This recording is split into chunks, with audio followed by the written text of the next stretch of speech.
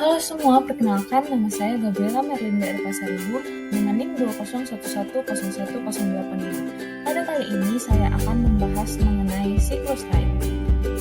Nah, sebelum kita bahas lanjut mengenai siklus haid, kita harus tahu dulu nih apa sih definisi dari haid.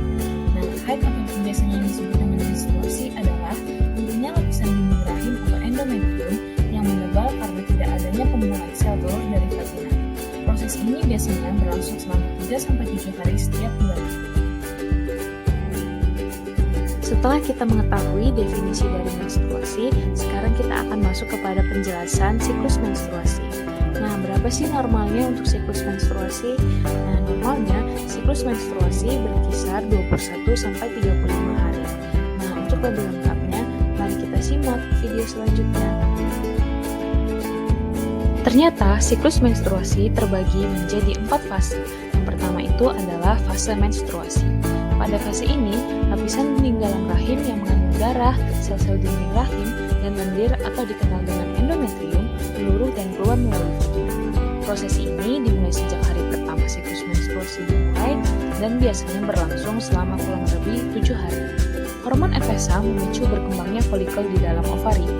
Nah, biasanya wanita akan merasakan beberapa gejala seperti nyeri perut bagian bawah ataupun sakit pinggang akibat dari rahim yang berkontraksi untuk membantu meluruhkan endometrium. Yang kedua itu adalah fase folikuler.